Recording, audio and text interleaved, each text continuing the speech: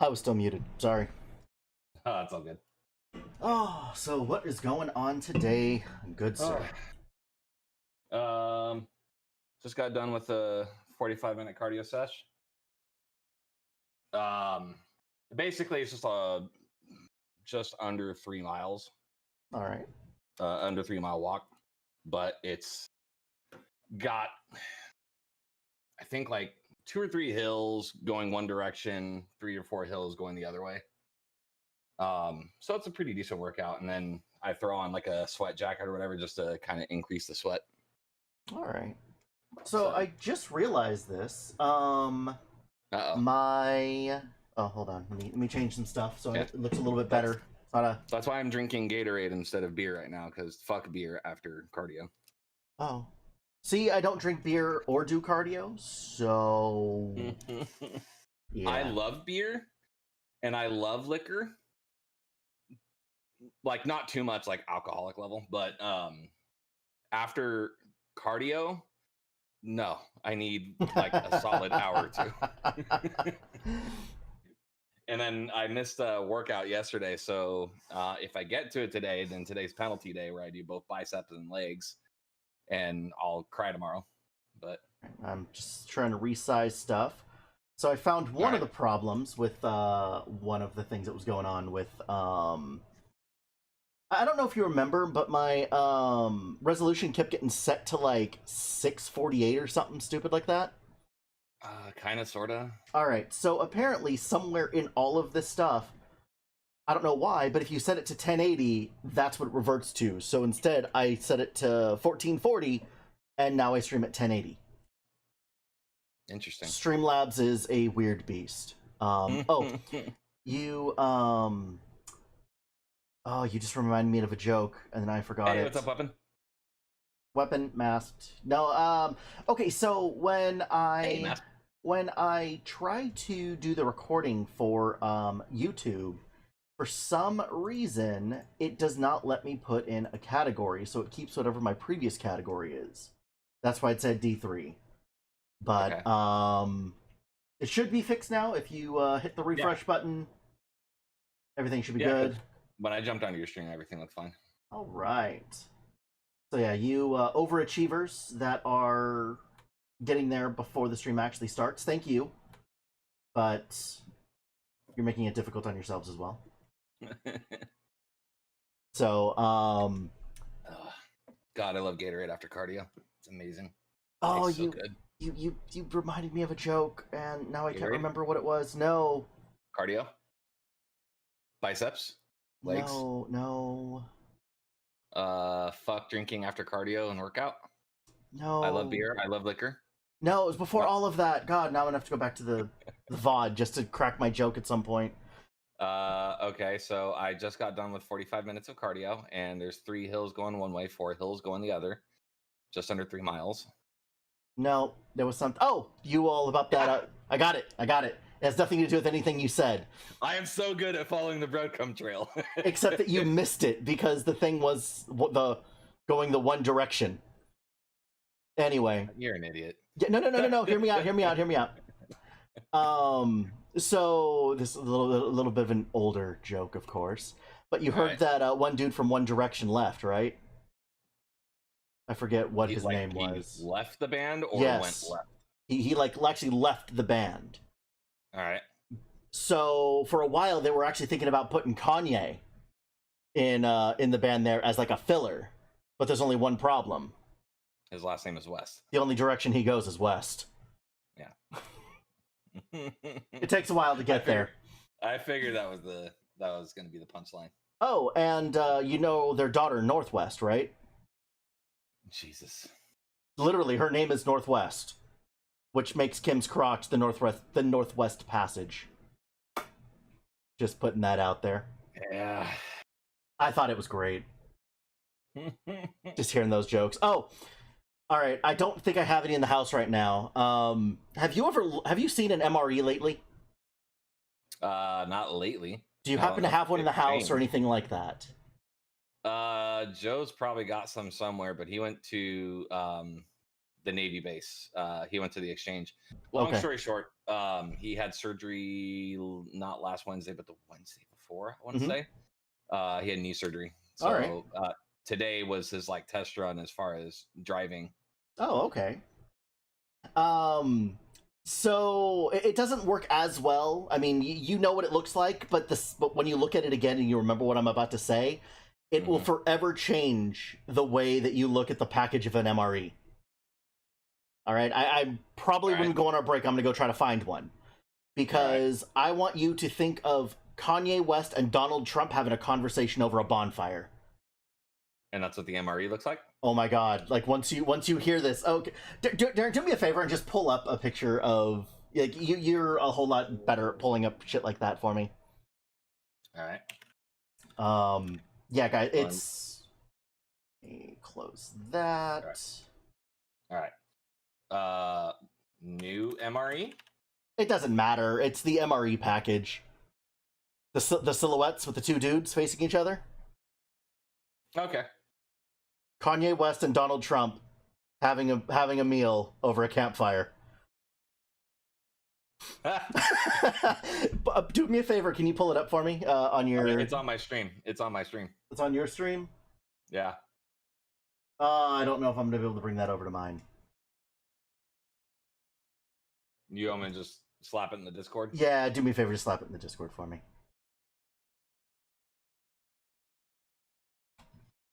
All right, so for those playing the home game, there it is.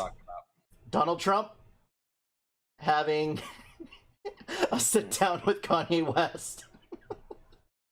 If you Google this new MRE, it pops right up. But yeah, I once someone told me that, I'm like, no, there's no way, and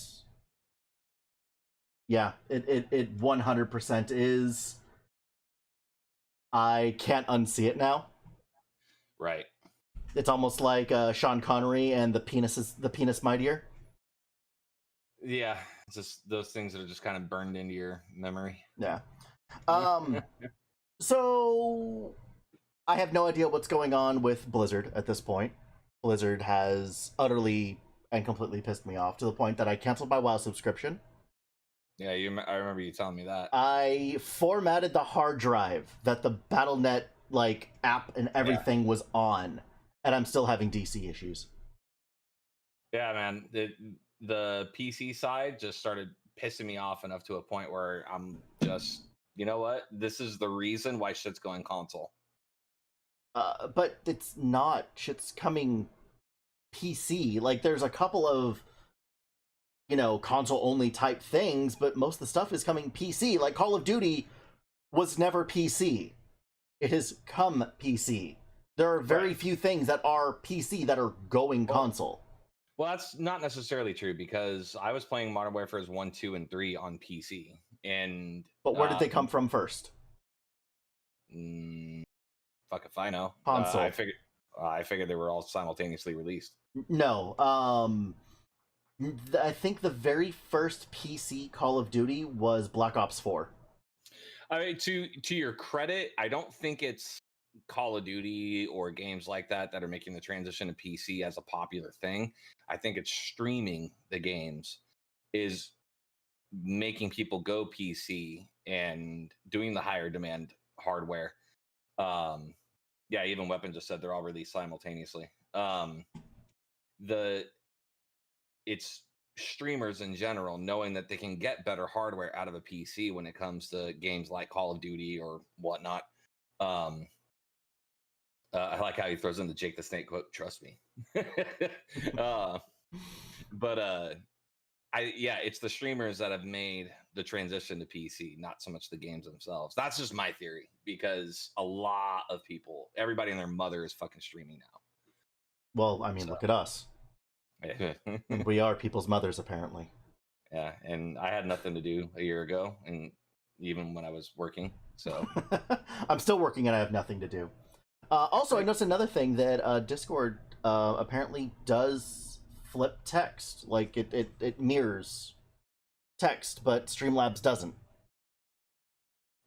Is my shirt is backwards on every... Oh, I guess it's not. Yeah, on yours, I can read it. I'm literally the most awesome person in your universe. It's funny, on my stream, it's backwards. On your stream, it's right. But then again, you're flipped on your stream compared to what I'm looking at. I don't look flipped. Yeah, look at my stream compared to your stream. Yeah, I know. You're like yours is.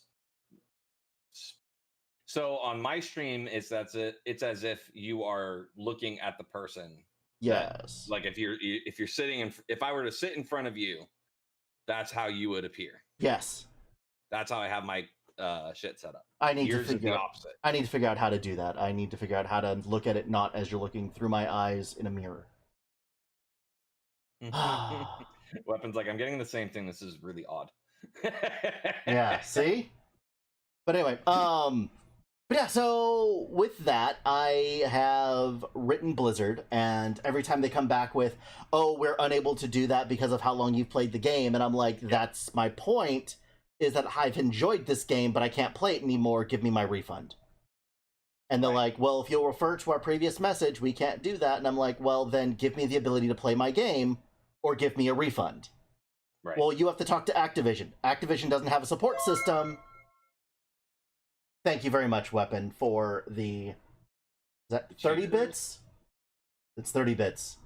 Oh, do I have to do it 30 times? No, it's fine. That was for death. Cheer. Cheer. Cheer. Cheer. Yeah, let me give Weapon the mass cheer now. I got the avatars up.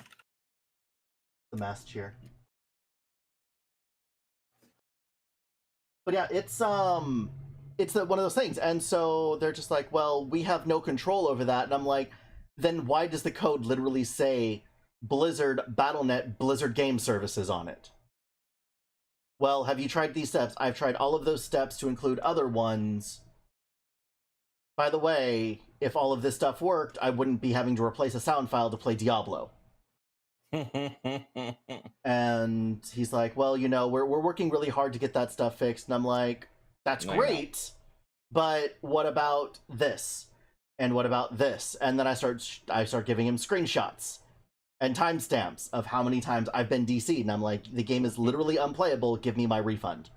See, that's why that you need to clip that one thing from Call of Duty when you and I were playing and you were streaming. You need to clip that for me so I can upload it to my YouTube as part of my Damn It Activision, and I'll give you the credit on it. I'm just adding it, and then you could send a tweet with the hashtag, you know, Blizzard, Activision, Call of Duty, or whatever, and just say, "Here you go, a playlist dedicated to your failures." And all it is me just saying, "Fuck, son of a bitch, I hate this game." Punching monitors, broken keyboards. Oh, I got all sorts of shit. I got the weapon glitch where it was like all polygonal. Okay, so that was cute when it was like a slight little spider on the handgun, and that was the end of it. All right, I'm like, okay, this is kind of cool. I can see through some walls. Not turning my AR into the BFG of fucking polygons. Yeah, and the thing is, it's like it took up like, I'm gonna say 140% of the screen because it literally the polygon stretched outside of the screen itself. Oh, it was horrible. At least they fixed it. Apparently, I got a notification on my Discord that they may have actually fixed one of the Blizzard things. Masked, you might actually be happy about that. They've reverted the Firebird back to the mirror images, dropping meteors, and hopefully they fix the sound shit. I'm not holding my breath for it, but hopefully they have. So have you actually watched the Mortal Kombat movie, or are you just shitting on it without seeing it still? Still shitting on it without seeing it. Joe did see it, and he agreed. He's like, that was fucking horrible. Okay, but he doesn't... So, I was partially correct now. I kind of want to retract a little bit. I initially said, if you know nothing of the lore, it might be... Okay, maybe I was correct. It might be good if you know nothing of the lore. Let's put a nail in this fucking coffin. If you know the lore like I do, prepare to shit all over it. And about 50% of the people that I come across that do not know any of the lore on it is 50% loved it, 50% thought it was super campy, cheesy, enjoyed the fight scenes naturally between Hanzo and Bi-Han, and then Scorpion and Sub-Zero. thought either Kano stole the show or said too fucking much. He ruined it. Like, he was an idiot. Yeah, I think Weapon might have nailed it on the head. If you know nothing of the lore, it's just okay. And I think that's a fair statement. If you know a lot about the lore like I do, you're gonna shit right all over it. And they really missed the mark with it because there's so much rich detail in each of those characters. I'm still going with the whole thing that depending on what category you're putting it in is how good of a movie it is. That's fair, because I remember when Weapon was chatting with us about it. It's a sci-fi flick, and like you were saying, it's a movie based off of a fighting game. I'm sorry, those don't make good movies. No, they don't. And the best one to date is the Mortal Kombat from 1995. No, that was horrible. That's the best one. It was still horrible. Fuck you. Fuck you. It was still bad. So fuck you. Goro was a fucking Muppet. It looked better than the fucking CGI bullshit. Case closed. Goro was a Muppet. All right. Sub-Zero versus Reptile was a fucking snake. But Reptile versus Liu Kang, awesome fight. Sub-Zero versus Liu Kang, awesome fight, minus the fucking useless Superman punch at the end. Scorpion versus Johnny Cage, awesome fucking fight. Liu Kang versus Shang Tsung, awesome fucking fight. You can't really name that many good fights in this new film. On top of the fact that the 1995 film, minus like one or two details, was dead on point with the original story. See, so, and I'm not saying, okay, Mast, I'm not saying that it was bad, all right? I actually enjoyed the original Mortal Kombat movie, okay? But if you compare it to other movies, it's a bad movie. Well, hold on. If you compare it to other fighting movies, it is top tier. Yes, that's what I was saying. If you compare it to fighting game movies, that one's a top tier. You cannot compare Mortal Kombat with Blood Diamond or Gangs of New York or even fucking Iron Man. You can't compare those two. Mortal Kombat's never going to reach it. No, that's what I'm saying. Okay, like I think we're actually on like the exact same page here. We are. That the movies themselves, if you put them next to a good movie, like even if you want to put them next to, okay, so I really, I guess kind of unpopular opinion, I thought The Others was an amazing movie. I haven't seen The Others. I don't know what it was. Sci-fi, not really sci-fi, but like a horror thriller, but they didn't use jump scares at all the entire time. They used actual psychological like things throughout the entire movie. Psychological thriller. Yes, but but it wasn't jump scares. So it was actually a really good movie. I would put it in the same thing as like The Ring or The Grudge. How there weren't many jump scares, it was just that building of suspense. It wasn't just quiet and then that loud fucking trombone, you know, in your ear right behind you that makes you jump. Yeah, Weapon's like this pile of shit sits top tier. So what we used to call it, it was actually a thing that a friend of mine said on WoW, where we were the shiniest pieces of shit on a pile of shit. Yep, and that's the 95 Mortal Kombat. It is. We however, do not talk about Annihilation. We don't talk about that. Anyway, I do not think that the Mortal Kombat, even the first Mortal Kombat movie, was the best video game movie. Video game movie. Yes. Okay. Video game movie. That's again. So if you go macro, yes, Mortal Kombat's going to be at the bottom of the fucking list. No, I still think it's up there because there's not much to compare to. Okay, if you're going to lob in Mario Brothers, then yeah, Mortal Kombat's not going to be the bottom of the list. Okay, and also, and I'm only talking live action, guys. I'm not talking animated because animated movies are phenomenal. And that's a whole different category. I'm not going to bring those into this pile of shit. But things like the Street Fighter movie, trash. Annihilation, trash. Yeah. All right, Mario Brothers, trash. Oh my god, I'd rather watch Street Fighter than Mario Brothers. Prince of Persia, trash. Never saw it, thankfully. But Annihilation was the second Mortal Kombat movie. Weapon, don't watch it. Yeah. It's actually hold on. He was being sarcastic. I didn't see quotes and I didn't see anything. I don't understand the sarcasm without some kind of modifier. All right, that's fair. But if you have not seen Annihilation, you guys should see it purely to see how horrible it is. No. Quiet you. But I think though that the top tier of the He's like, yeah, I'm trolling. gaming movies is actually the first Resident Evil movie. I'll give you that. Of all the video game movies, I don't even think I've seen the whole Resident Evil movie. I definitely remember bits and parts of it, so I know I've watched it, but it wasn't good enough to stick in my memory. So what they did is something that you'd be totally against. They use a couple of the characters from Resident Evil, but they throw the story completely out the window and create an entire new story in that universe. Okay, so pretty much like Doom. Never saw it. All right. Yeah, almost the exact same thing. All Doom right. 3, amazing fucking story. It's very linear, but it's like Castlevania. Castlevania is a very linear story with, I think, like one exception or two exceptions. It's otherwise very linear and straightforward. You really can't get into too much detail. I mean, it's fucking a Belmont versus Dracula. All right. Ugh. Doom 3, you fight fucking demons. That's all it is. But with Doom 3, the way they wrote that game and did that story, it was the religious interpretation of hell. Fucking brilliant, because now it kicks it up a notch where it's like, all right, now I might be a little freaked out with what you create. The movie was based off of biogenetics. That's like, dude,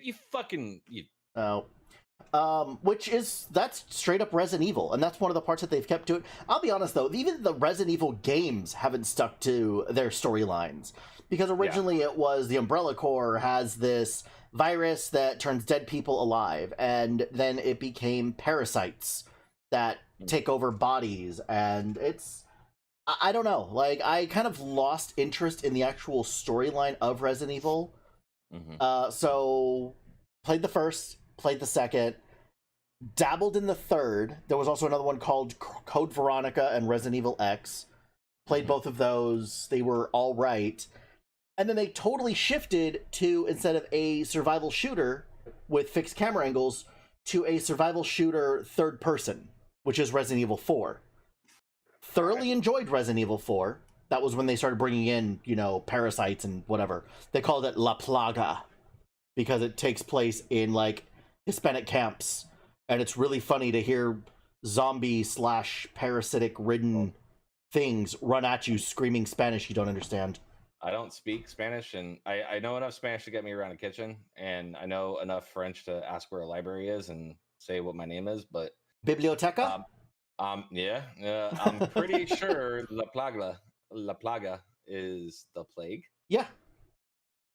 That's the whole thing. But anyway, so it's this whole cult that has the plague dudes and whatever. But anyway, you follow Alice. I don't know, the whole Resident Evil thing is basically Umbrella Corps created Alice.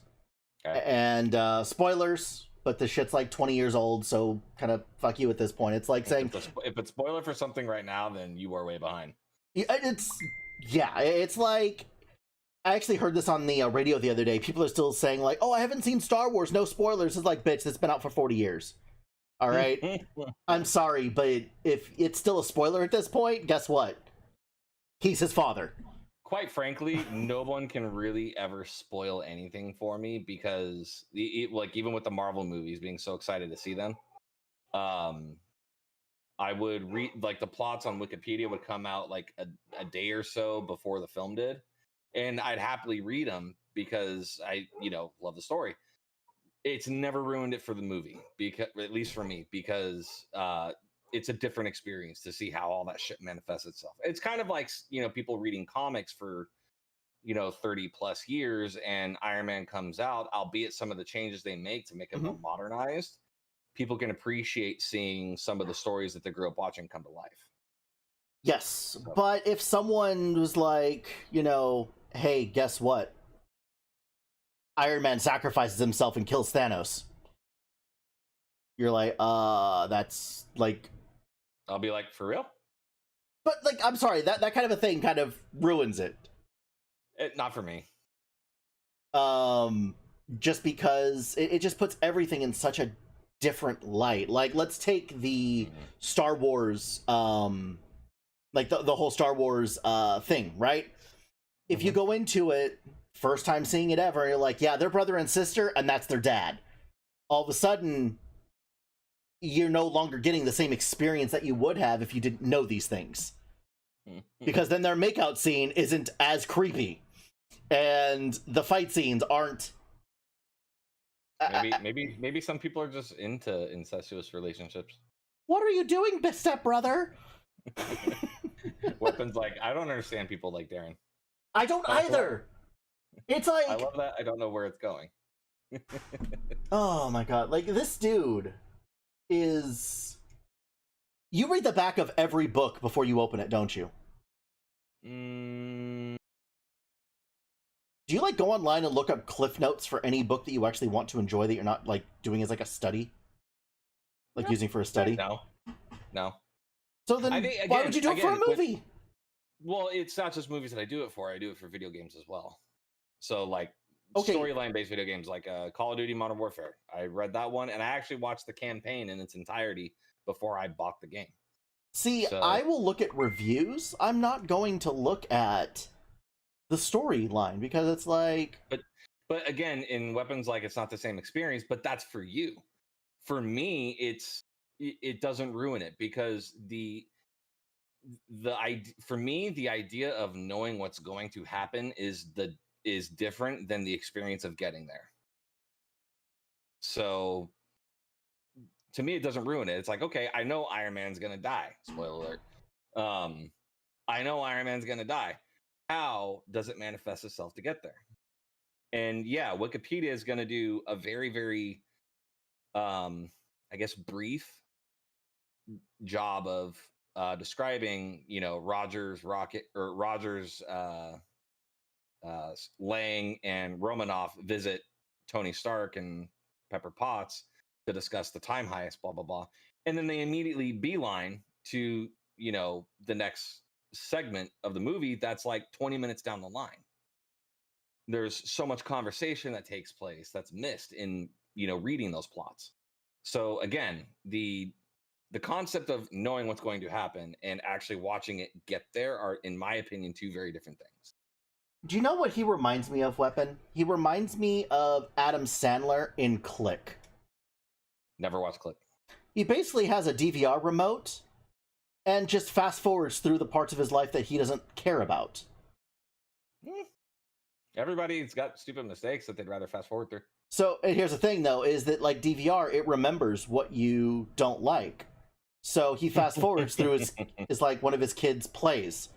All of a sudden, his kid's out of high school because he's skipped all of the stuff that, 3 or 4 things that were boring, and then skipped everything. Again, there was one night where he didn't want to have sex with his wife, and so literally just like fast forwards through it. But I don't fast forward. I still watch the whole fucking thing. I still play the whole fucking game. Do you though? I don't fast forward. I do. How can someone that sits on a rooftop 90% of the time say they play the whole game? That's Warzone, not Modern Warfare. Have you ever been through half of Boneyard? Like, I'm sure there's parts of that map that you've never even seen. No, I've been to Boneyard, especially since the new map. I've been to Boneyard already, and there's a little bit of change there. Not much. That you noticed. Yeah, that I noticed. Because I'll give you that, because we haven't gone to the bunker on that side yet. I think Joe has, and he said there's a bunker there, but it's not usable or something like that. Have you been inside Superstore yet? Not inside. I've been rooftop. At least I don't think I've been inside your Superstore. So you're still staying that like bubble, almost like that dome around it. You want nothing to do with. Correct. Basically, 100 meters in all directions. Just don't want to touch it. Don't want to touch it. The closest you go is the hilltop opposite of storage. Dude, we had a crazy game today. We were on the Summit Bridge, and I clipped this and posted it to my YouTube. I call it the fire sale of hell. So we were on the summit. Oh shit. Goodbye, Darren. Oh, we love Darren. Him and his wacky ways. Again, my computer hates Discord. Oh, by the way, after this, I would like to talk to you and Weapon off stream, if you guys don't mind and have, like, 15 minutes of time to talk to me. More so directed at you, Mr. Creation. Continue. Clips. But anyway, we were on the Summit Bridge, and a fire sale happened. I think we had like 15, 20K, something like that. Mm-hmm. So we bought an advanced UAV, and I thought to myself, we have a full stack. Self-res, satchels, gas mask, both loadouts. We're good. Mm-hmm. So I'm like, fuck it. I just started buying clusters and precisions left and right, and there was a team at the Southern Village, and we were just lobbing the shit out of them. I think we threw down like 10 clusters. I wish I could have heard them be like, what the fuck? What is this? Do you know, I actually really like playing Rebirth on the Verdansk maps. I hate Rebirth. I can't. I'm not a rusher. You can't sit on it. Okay, it's really funny, guys. All right, so Darren is actually decent at the game. I will actually speak highly of you. Darren is actually really decent at the game. I've seen him take out 2 or 3 people by himself, but then gets pissed off. Hold on, I'm talking. You. So. Gotta be ready to defend myself.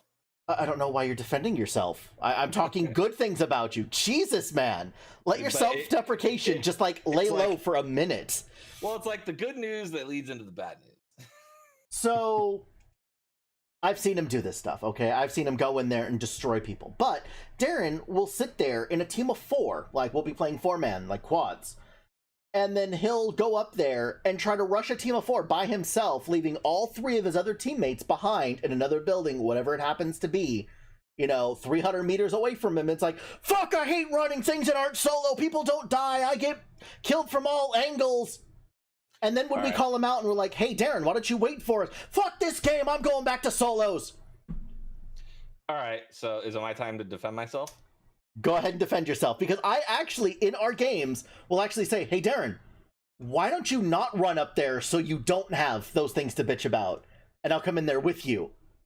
All right. In the number of times that you specified that I supposedly run up to a team of 4, which I never do, I happen to go places where there happens to be a team of 4 that I didn't know was there. But you're by yourself, though, right? Yeah, more or less. I'll give you that. I'm by myself, mainly because I want to have oversight. I want to perch. I want to have that advantage. Which tower? Your dick.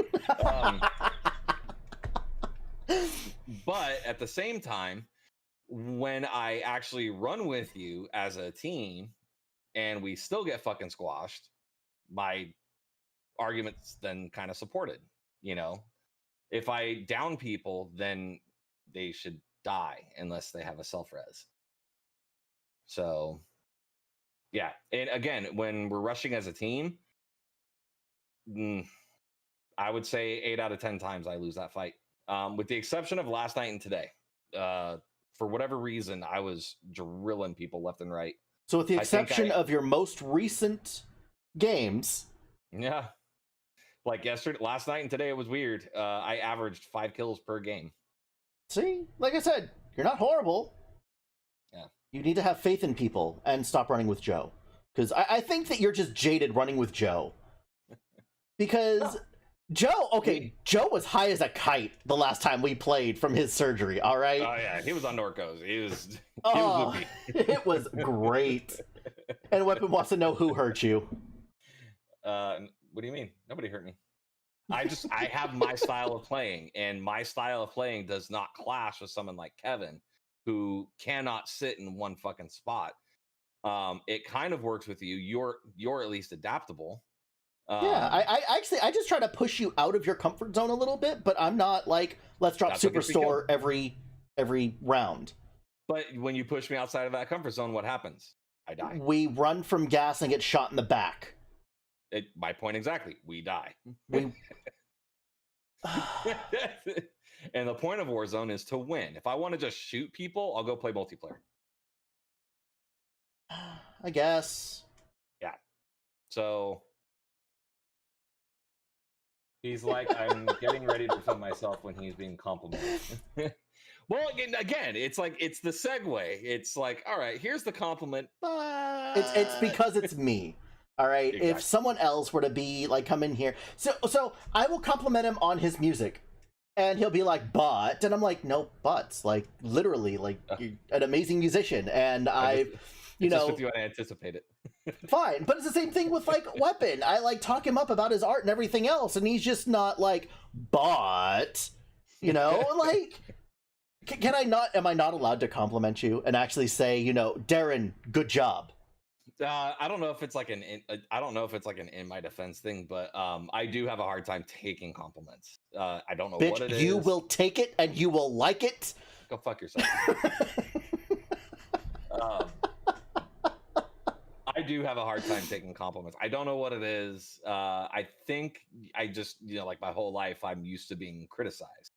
So that's the norm for me. You are a very critical person. Yes. So and actually, Weapon remembers a very different Darren. Fuck the police. No, I wasn't. I was never fuck the police.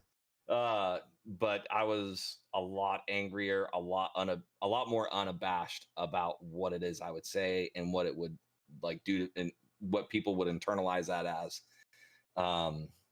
Yeah, seriously, just that's all you have to do. Nowadays, it's just kind of like, shut up and color, dude. Is that what you're telling Weapon to do? No, that's what I'm telling myself. Oh, like I'm. It's like in my head, someone passes me a compliment. I'm like, say thank you. Just shut up. Say thank you. Okay, it's funny because don't overthink it. I'm looking at Weapon say it's self-loathing and humility. Just say thank you, and then I hear you say next, just shut up and color. Like, wow. No, that's what I say to myself. I'm just like, it's gonna go a lot easier when you just stop questioning shit that doesn't need to be questioned. It's like, why is there something that you, for example, Mike, is there something that Doc doesn't like about the song? In my head, I'm waiting for it, and that kind of is like the wall against any kind of compliment. Nowadays, it's just shut up and take it, say the thank yous, don't over analyze. So, but back then, the Weapon that first met me, no, very different. See, you and Missa would get along. She also sits there and just like, did I do something wrong, Missa? You didn't do anything wrong. But what if I did this? Did you do that? No. Well, then what's the problem? But what if I did? Well, then we'd be having a different conversation if you had actually done whatever it is you're saying. Yeah, and so what I kind of turned into over the last like 10 years or so, yeah, even Weapons, like I remember when I was just nicer one day, and that's 100% true. So what clicked?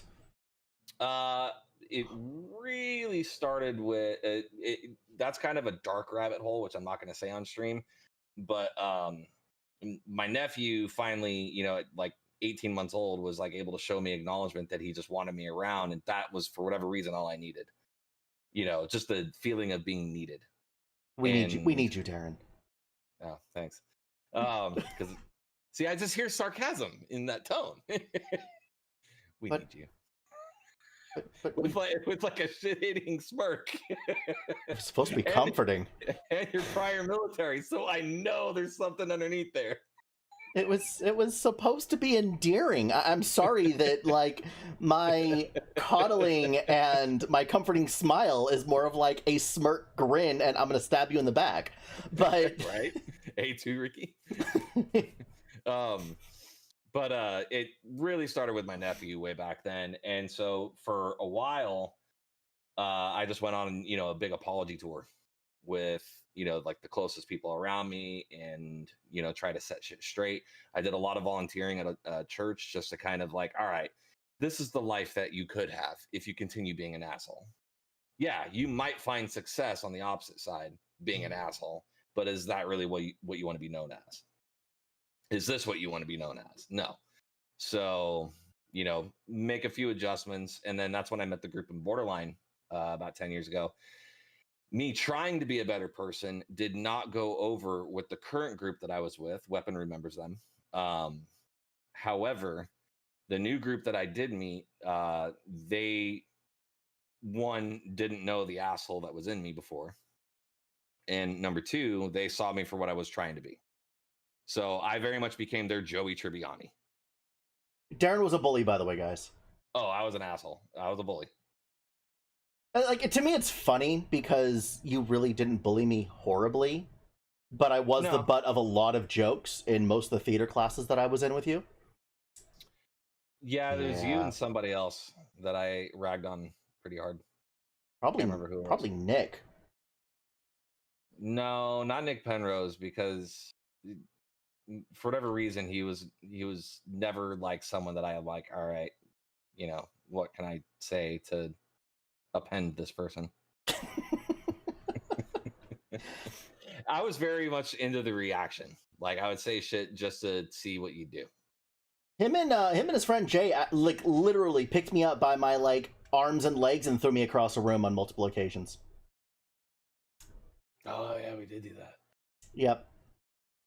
Like, not apologetically, just he grabbed arms, he grabbed legs, 1, 2, 3, toss. And Karma's a bitch who's unemployed now. Majority of America, Darren, this is nothing to joke about. We are still in the midst of it. No. Stop pointing at me, man.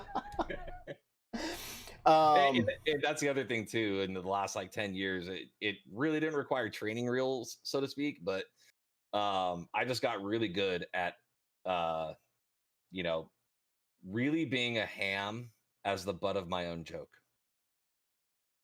And a lot of people say I have good facial expressions when I respond that way, and it's very much Jack Sparrow. Minus the hair. Thanks, man. I got you. I just want to make sure that, we bring you down a little bit. Here's the thing, all right? You may be the worst streamer that I've ever heard of, but at least I've heard of you. Thanks. You've heard of me. Yeah, Weapon's like, I guess that makes sense as to why the group started to disband. Yeah. It was me, Weapon. You remember one of the other people who is he's a twin, so you remember who he is. Okay.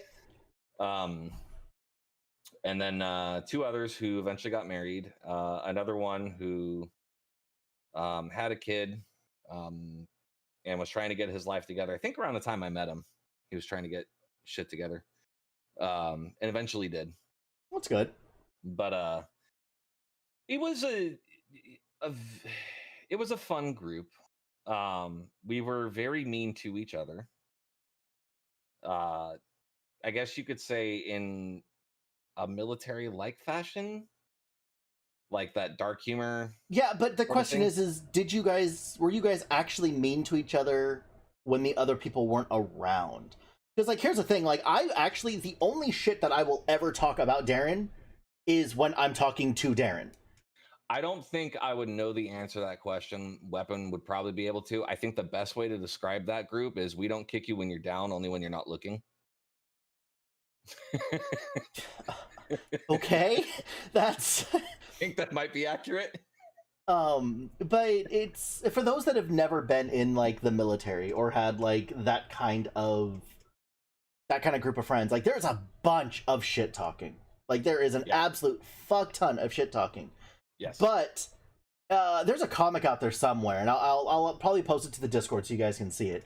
But I'll come back to you, Weapon. I won't talk shit about Darren behind his back at all. Oh yeah. Because honestly, as much shit as I give him, I'll just be honest with you and take the compliment as it is. He's a good person, and yes, I'm spreading lies about you now. All right. But that's how rumors get started, man. Absolutely, and it might get you laid. I heard that's a rumor. Yeah, not a good one. All right, go for it. My buddy Steve is like, the more hair you lose, the more head you get, and I'm like, yeah, that's fiction. Fuck, No, not that kind of head. I mean, if we're talking physically on top of my head, all right, you might be right. And then if you're talking about the synonymous version of head, yeah, that's pretty much fiction for me. But you said you wanted to get back to weapon. Yeah, but not yet. So Okay. yeah, what you're talking about, it's that like not a. I don't know if it's like a code of honor or whatever, but within your own branch and between the different branches, we're gonna talk shit to your face, but defend you on your six. Unless you're an absolute shitbag. There are people that I will 100% talk shit about still. If you deserve it, then you're gonna get it. Did you have one of those, like, gigantic corn-fed, like, Nebraska boys that just did nothing but want to start fights? Because every person I've talked to has had at least one in their unit. Yeah, I guess.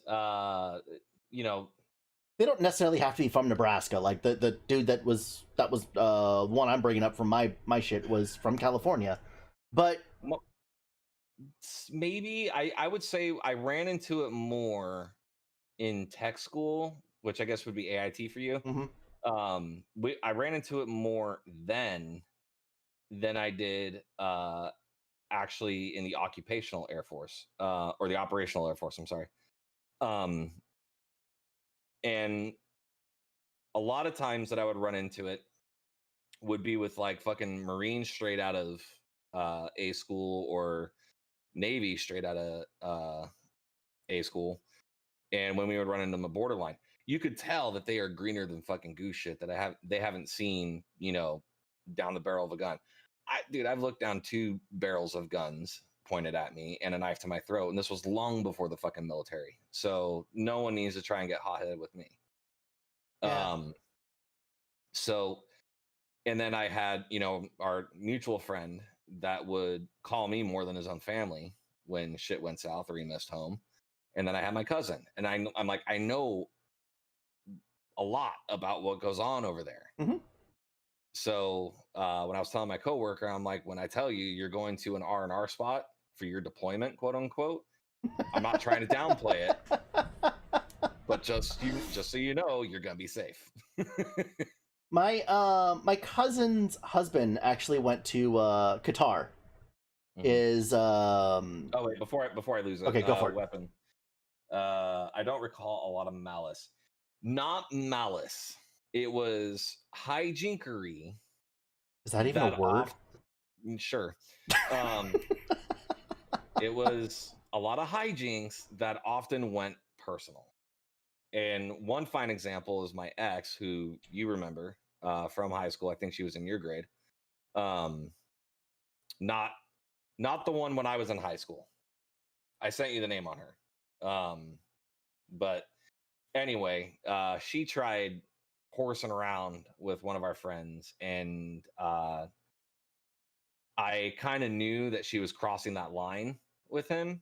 So I'm like, all right, if you're tough enough to step up to a dude, I know this guy's not going to go over the line himself. He's just going to let you know, hey, you need to knock it the fuck off. Mm-hmm. And then she got pissed at me for not defending her. So. Oh, Steve's in here. Hey, Skippy. How are you doing tonight? What's up, Skippy? He is on YouTube. But, yeah, there wasn't malice. There was this hijinkery that could cross the lines very easily. And it's just one of those things that I think as a group as a whole, did not care to think about what we said or did that would affect other people. I think people's priorities just change. Absolutely. I can't really say whether or not I was the catalyst to that. Our mutual friend, who was a twin, definitely did. His ego was always fucking inflated, and I defended it for a number of years. And then he would start flaunting his check in people's faces. We're like, dude, we don't make a lot of money. Knock that shit off. Yeah, he tried to get me to join his unit at one point. And I'm like, no, I'm good. Honestly, Skippy, I'm doing great. And then there's Darren being Darren. I don't know. Darren, how are you doing? Always good. Okay. So there's that. How about you? How are the children? How's the wifey? How's the puppy? Always gotta ask. I think if anything, they might have been concerned for you. Maybe. I think one of them was at some point because we had a conversation at Starbucks about shit that was going on, and I was fine, but I'm like, you know, I was trying to be something different, and they kind of weren't accepting it or liking it. At least he was, and so I'm like, all right, it's not my responsibility or obligation to try and change your perception about me. Best thing I can do is go forward being this person, and you're either going to accept it or you're not. So I actually had a similar conversation with Missa not too long ago, where baby in 16 days, Jesus Christ. Damn. What was that now, like 38 kids or something? Congrats again, Skippy. But so I was having a conversation with Missa the other night because she's kind of changed over the years. She grew up out in like Yorba Linda. Like I said, when I first met her, on her like walking into her condo, there was a Bernie 2016 sticker sitting like on the countertop. All right, so I already knew what I was getting myself into, and I'll be honest, I did not think that it was going to last 6 years at this point, because shit, I didn't think it was going to last 6 days going into a Bernie Lover apartment. But high hopes. No, very low expectations. But Missa is actually really, I mean, just amazing at being able to like do something that a lot of her friends haven't been able to do, and that's actually have an opinion, or actually do at least a little bit of research in order to have that opinion, and it's not just straight emotion. And so she's changed a little bit. And, her friends are always worried about her, or they want to know why, or whatever it is. And I was, like, having to, like, explain to her that it is normal human reaction. When something changes, there's a reason. It's not just out of nowhere. And you might recognize the reason now, and now you can put it into words what it is, and it is your nephew. And that's the thing that you're pinpointing it to. Yes. Yeah. But at that time, you might not have been able to articulate that it was your nephew. Right. And if they're your good friends, they just have to understand that, look, I'm going through some shit. When I can, I'll talk to you about it. If not, oh well. And, like, in all honesty, I mean, fuck, I maybe talked to 5 or less people from high school at this point. Because, shit, I just don't care. They're fucking idiots. The people we went to school with were absolute fucking morons. Yep. I mean, there have been a couple, there's at least 2 that I know of that are either still in prison or have been to prison for rape or sexual assault. At least those are the ones you're talking about. All right. Well, these are my grade, not your grade, so I have no idea what kind of fuck-ups you have the year before. I don't think we have that many fuck-ups. Everyone had fuck-ups. We all had fuck-ups, but I was hanging out with the people like 10 years ahead of my age. And this is all like even through like junior high. So they were pedophiles. Sure, whatever. I hung out with a lot, like, not, I know you're joking. I hung out with a lot of bad seeds in junior high. I think in like, it might have been 10th grade. I went to some person's house and he tried offering me Coke, and I'm like, and then I was like, no, I don't want that. And then my buddy jumped in, who was in with a lot of those groups. He's like, you need to get the fuck away from my boy. He jumped in right away because he knew. But that's the type of people I hung out with going forward. So I knew the people that were already going to prison before fucking senior year. Yeah. I to this day think that my class was just stupid. Honestly, I shouldn't have graduated. I may or may not have helped you with that. Because I don't know if you recall, but there's people that still owe me favors from senior year when I was the attendance assistant, which was an actual fucking elective. Okay, well, whether or not you helped me, I have no idea, because the number of truancies I had, Even if you help me, on my final report, I had 187 truancies between 2 years. So Yeah, even with help, I ditched a lot, guys. You were a year behind me, right? Yes. All right, so your 11th grade, I may or may not have helped you. If Then the truancies came from that year, then no. They came from both years. Well, there's only 180 days in the school year. I know. Like, if you had more truancies in 10th grade than you did 11th, then yes, I did help you. If I didn't like you, you were absent a lot. Yeah, that was good times. But no, honestly, the only reason that I almost didn't graduate was actually choir, because the choir teacher hated me. Oh, fuck. The like the teacher's pet was my ex-girlfriend, and so she hated me. Good news. Oh yeah, right. Which is funny because I ended up dating her again later on, and also the other teacher's pet was actually our roommate for the longest time. It's actually your stalker. You only have one stalker. You guys stalk each other. Oh! Yeah, I'm just waiting for the light bulb to come on. I was gonna say, I'm pretty sure I got more than one stalker. No, well, this is the only stalker that you'd probably approve of. Yes. Because she's an absolute sweetheart. Out of all the stalkers that I do know, yes, I would 100% approve of that. Yes, and her husband are doing great. Well, Alex, you kind of don't count as a stalker. No, because you're kind of like out there in the open. So this person, this female, just randomly, the two of them would just show up in the same place together without seeing each other for years. We called it like our stalker lunch or stalker dinner, something like that, and we were doing it like I think once every 3 months or whatever, and just catching up. Yeah. And then I think in one of them you randomly showed up, and you're like, "Oh, you two are together." Well, she was my roommate for 3 years. Oh, that's right.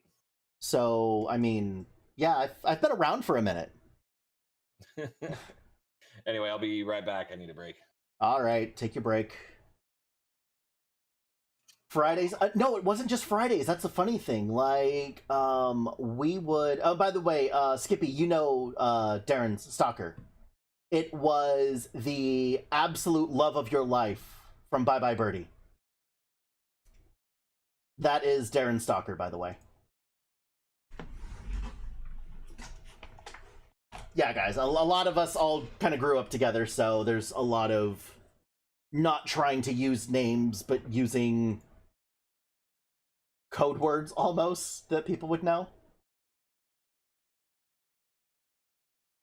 He can't see you on there, Alex. He's talking from YouTube.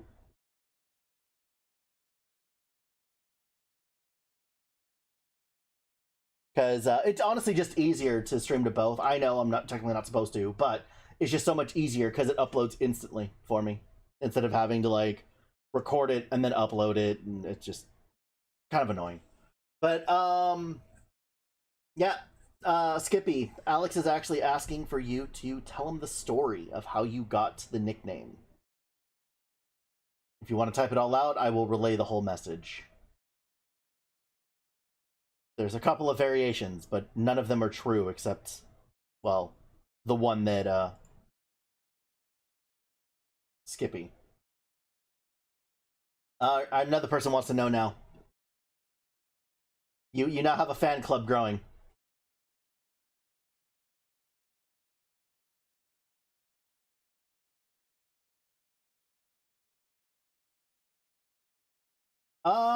No, Creation, I don't have a problem with it. The big thing is that Skippy says this is my truth. The big thing is that it's actually against Twitch terms of service if you are an affiliate to Multistream. They have all rights for 24 hours of the content that you live stream to Twitch. So, yeah. Thing is there's a lot of people that actually do that whole thing, so I'm kind of like, whatever. It would suck, but this is just so much freaking easier. And if anything, I'm bringing more people to Twitch from YouTube than I'm pulling away from. Yeah. Skippy's the only one that actually watches the YouTube thing.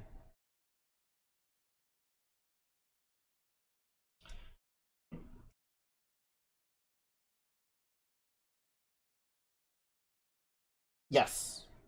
Well, see, we have faith in you to actually make it big one of these days. I will keep my little horse and pony show going for a while.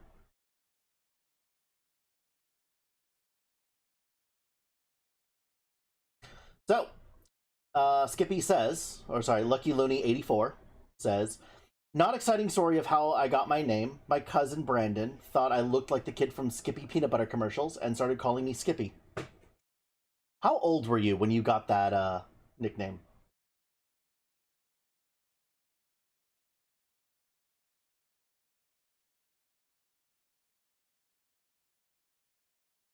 How...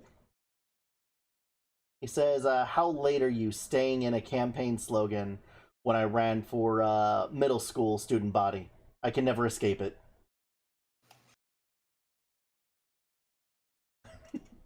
We're going over how Skippy got his nickname. Nice. And how Jiffy doesn't actually exist. I still remember, I think, so the two unique things that me and Skippy had in our friendship was one, Jesus Christ. We could never whistle the Andy Griffith Show together at the same time. We always just start busting up laughing. All right. And then in arm wrestling, him and I could not like win against each other. It was always a stalemate. I don't know, man. He's got those lawyer arms now. Which is really weird because I can do shoulder workouts all the live long day, but I cannot do pull-ups for the life of me.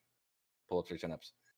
All right, so Skippy is now in his, yes, I get to say it, his late 30s. Oh, no longer 30. You're in your 30s? He's the same age as you, old man. So, Skippy, you have actually been called Skippy for more of your life. For more than half of your life. He got the nickname at age 13. Damn. It has stuck with him. It's almost 200% of his life. Yeah. 2 more years. A freaking quarter of a century he has been called Skippy. Damn you. Alex, I don't know if you read my message, but check out Sindel's dance on my avatars. I think you'll appreciate it.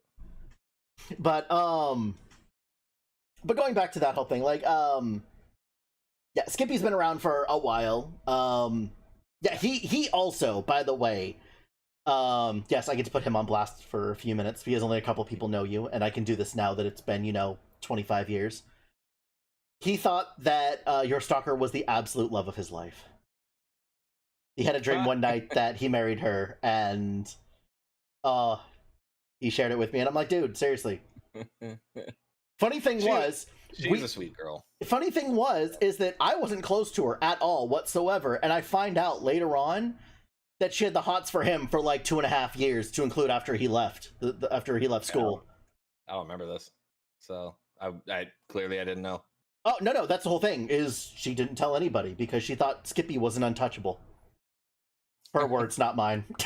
Right. I mean, he is a sexy piece of meat. What can I say? Dude, we should talk to him about lawyer stuff. That's what I think when we were talking off stream, I was like making that suggestion.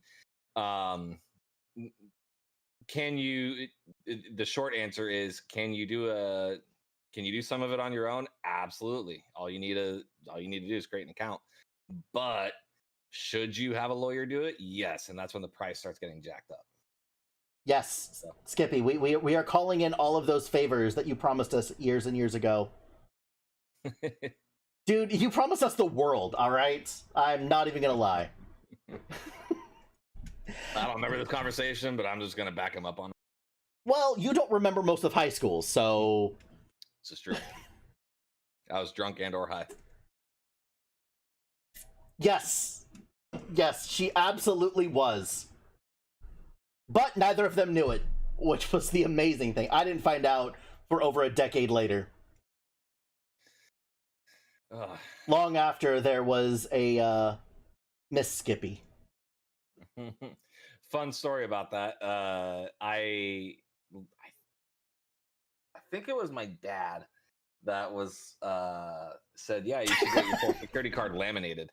And I'm like, well, okay. I mean, it doesn't sound like a bad idea. Protect the, one of the most important pieces of documents that you have. And I go to laminate it, and then I go back home, look on the back side, and says, do not laminate. Yep. Awesome. So I make an appointment at the Social Security office, and I can tell this story now because you guys are long gone East Coast, blah, blah, blah. But I go there, and I think I had met her a couple of times before, which is how I recognize her. But I go to the Social Security office, and she calls my number. I go up to the number, and I'm like, oh, it is you. And she's like, oh, fuck. She had to walk away and get somebody else because apparently it was a conflict of interest to assist someone that you know. Was this the stalker?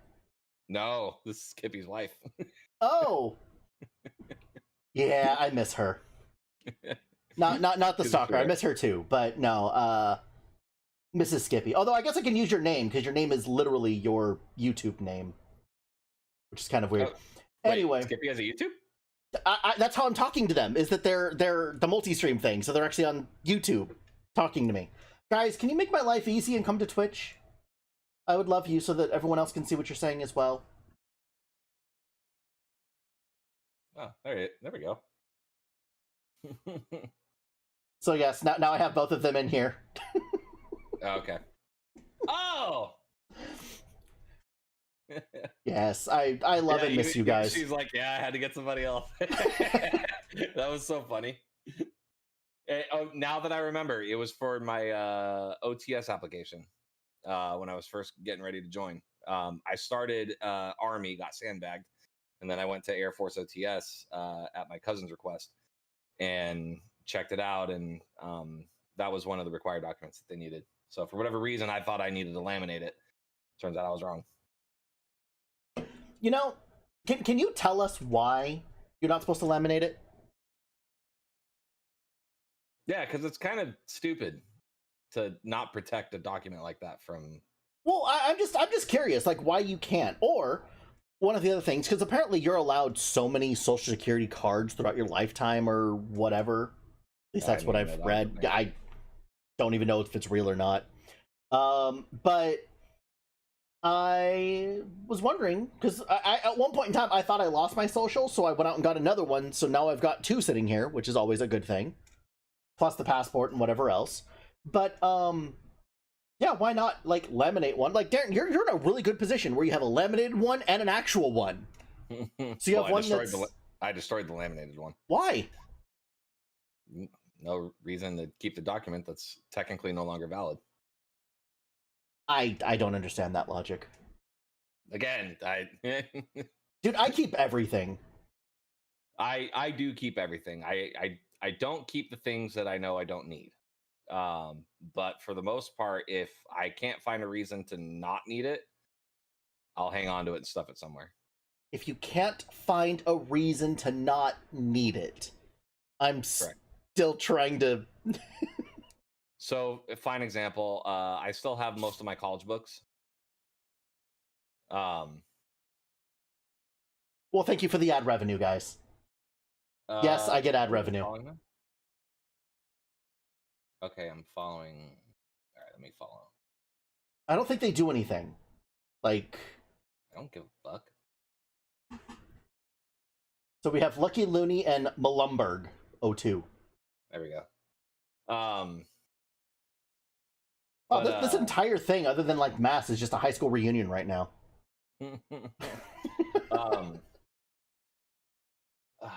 Oh yeah, so all my books from college, especially my business law book, I still refer to that. So I have many reasons to keep it. The amiibos are actually a perfect example. So I collected all of the Legend of Zelda amiibos because Breath of the Wild 2. Fergus burn those college books. No, because they're useful. Doorstops. No, well, yeah, Kindling. Some of them. But the amiibos are a perfect example. So when Breath of the Wild 2 comes out, I'm going to use those for as long as I need them to.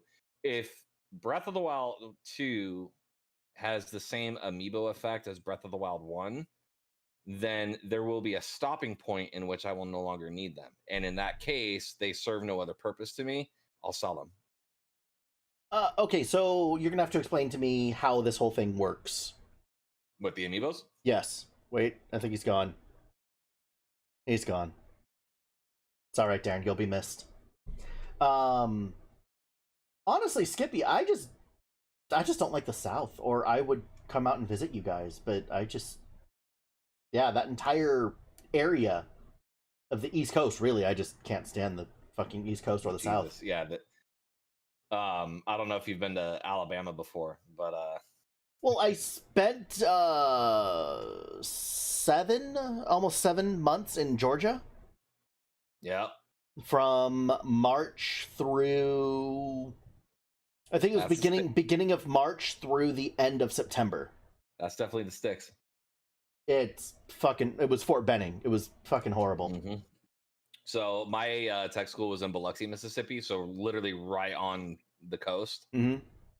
You do feel some of the southern humidity, but it's not nearly as bad because you're coastline. And then I went to go visit my grandparents to see them for the last time, and they lived in Birmingham, Alabama, which is a 5-hour drive from Biloxi. Dude, I've been to Alabama many times, and every single time, it could be pouring rain, and it'll still be like 90 plus degrees and like 90% humidity. So there is one time of day in Georgia that I actually enjoy, and it is the 30 minutes before it rains. So there's 30 minutes every day where the weather is beautiful because it's slightly overcast, there's an amazing breeze, and there's almost no humidity because it's all getting like sucked up into the clouds before the hour of torrential downpour. And honestly, you could set your clocks to the rain there because it's every day between the hours of 1 and 3, it rains for between 30 minutes and an hour. Every fucking day. Yeah, Alabama, deep south. Yeah. So like North Georgia, Louisiana, Alabama, wait, 100%. Say Louisiana again for me. Louisiana. Anytime I want, I can turn on my southern accent. Oh my god. Yeah. Half my family's from the south, dude. Oh, I'm so sorry. Oh, have you ever had bacon wrapped watermelon rinds then? I will never have bacon wrapped anything. Why? Bacon is to be as nature intended it, cooked in its own fucking shit and eaten with breakfast or on a burger. But oh my god, it's actually super good. You bake it and there's like small strips of bacon wrapped around watermelon rinds. And it's pickled watermelon rinds. Oh, it's so fucking good. Weapon, I was just making the joke. It's like it could be pouring rain and you're sticky as shit.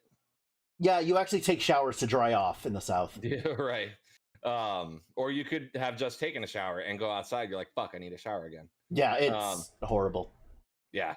But yeah, so like the northern part of those states, that's the deep sticks. And half my family is from Birmingham. So from like one of the most racist cities in the nation? Actually, no. So I can't remember if it's Jasper or Birmingham, but one of them is predominantly okay. This is where you might be right.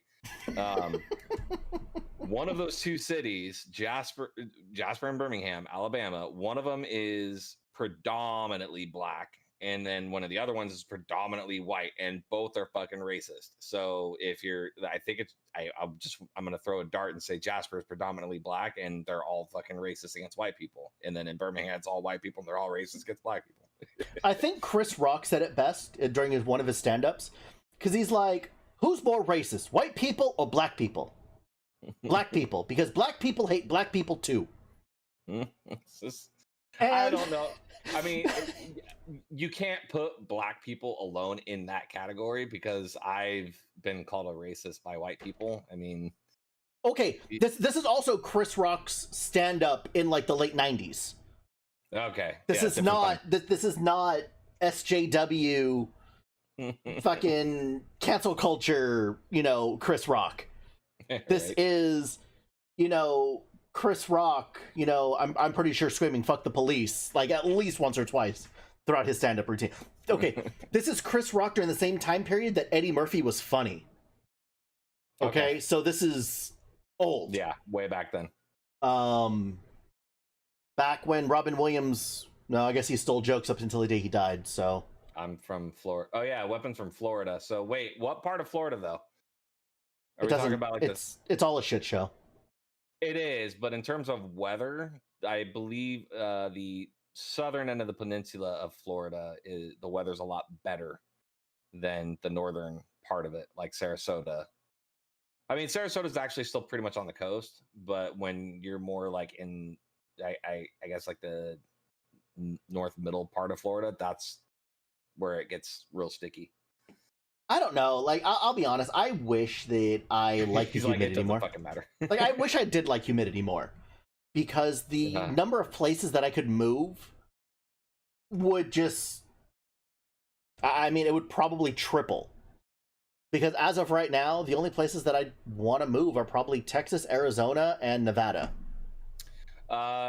So the places that I've looked into moving to, if my hand gets forced, Texas is one of them. In Tennessee is another. My parents want me to move to fucking Montana, but I don't know if I'd like Montana. I'm the type of person that likes to go have fun in the city and then have a nice, quiet neighborhood to come back to. Which is why I loved Simi so much. But it's funny because everyone hates Simi until you get a driver's license. And then there's really no reason to hate it at that point. You hate Simi until you get bored of the fucking party lifestyle and then wish you never lived in LA. And that's what I've noticed. And here I am in LA. Yeah. I'm in South LA. The next city over for me is Compton. Yeah. Yes. Malund. Yeah, Montana. Because I have 2 cousins and aunt and uncle out in Montana, and so I have relatives out there. It makes sense. But my folks also said that there's a couple casinos up in Montana, and the city's kind of big enough. And I'm like, I just don't see myself being a Montana guy. I do appreciate places like that, especially like Northwest Wyoming, sort of Yellowstone-ish. Love the fucking landscape. And she's like, no. Isn't that where you two met? Was in Montana, right? Yeah. She's like her station there. And I'm pretty sure he hated life the entire time he was up there. I think he hated life for a different reason, though, because when you're in the Air Force, if you're in security forces, correct me if I'm wrong, Skippy, but if you go SF and I think it's offered to you if you want to work in the silos, and I'm going to say silos just so that way I don't catch the eye of Big Brother. Yeah, that's a very locked down life. Mount Buffaloes? Yes, they do.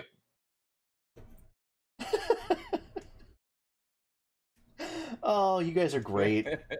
I really do miss you guys. Like, I do have to make it out there at some point.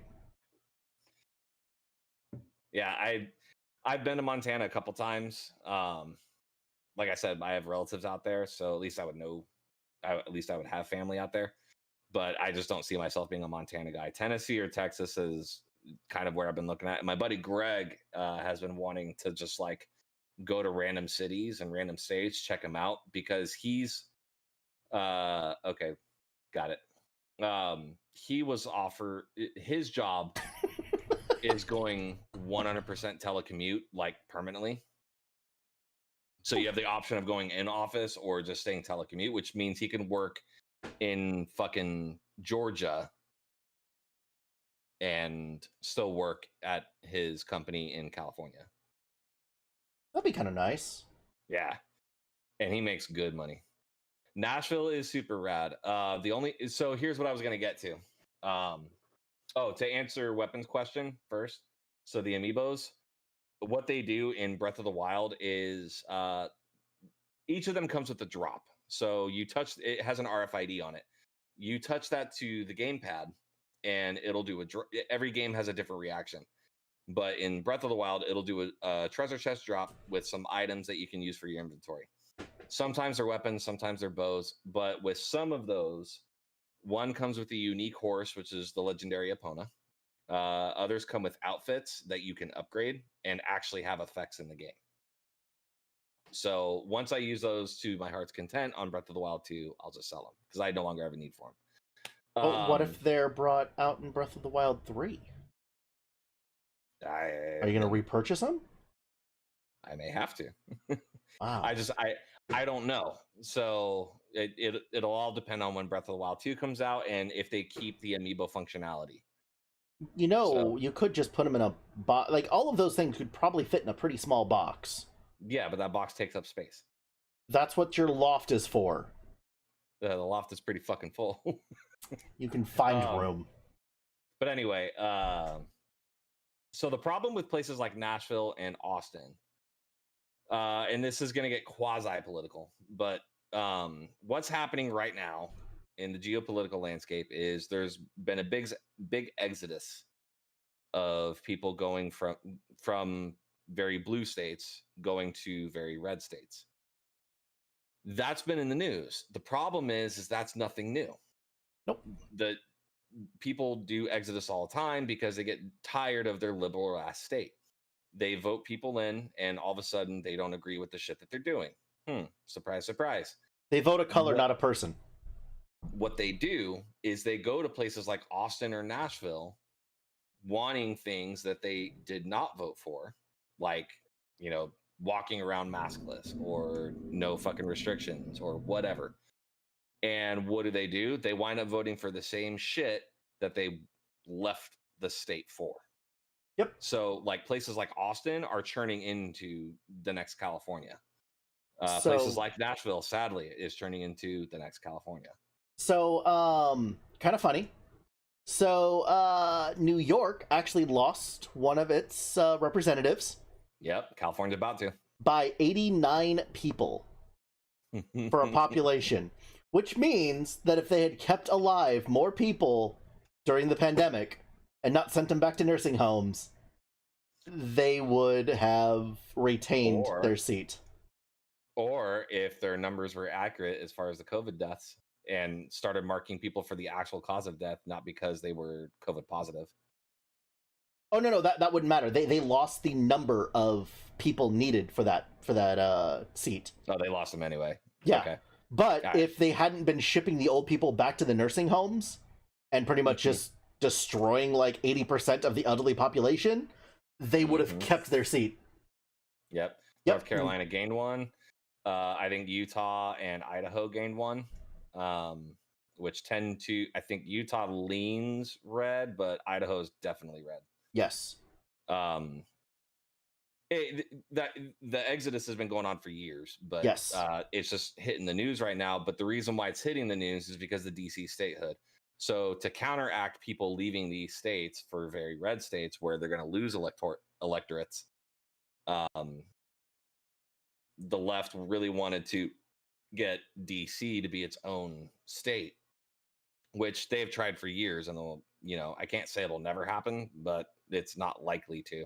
But it would gain them another like 20 some odd electorates. They say that they have found a way around it without having to go through Congress. It's the filibuster that they need to end in order to do that. So basically, yes, by the way, disclaimer, this is where our sometime comes in.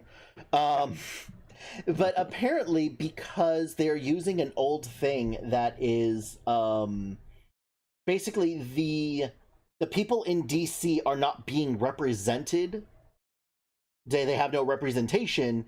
They're trying to make it to where it will be represented by, whatever it is. So what they're saying is that everything outside of the Capitol building itself, so pretty much everything around it, is going to be a state now, but just not this one spot. Which I can't say that they can't do it, but it'd be really weird too because DC is the nation's capital, as in a city. Every state has its own capital, but the nation has a capital for itself because that's how the United States is founded. All these states are their own independent little countries backed up by a federal government. That's how it's supposed to be, not the federal government running all these little fucking countries. Oh, and they want to add 7 seats to the Supreme Court. Yep.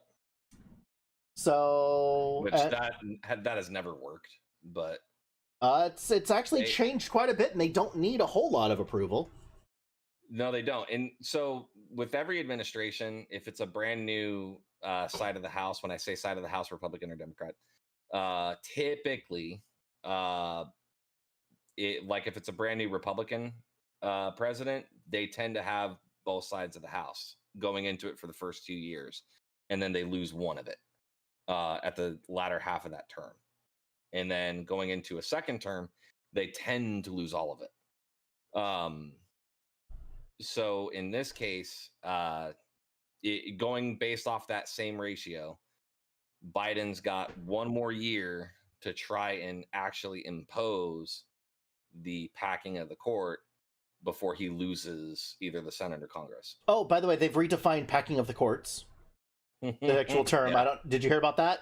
Yeah, I did hear about that. So the new definition for packing the courts is filling the seats with your own people or with anyone that is qualified. And all the military people are like, rebranding a shit idea. We know what that's like. Yeah, it's called the Air Force. Wow. I've got 3 of you in here right now, so I'm completely outnumbered. Hey, I don't mind my nicely air-conditioned office. You can...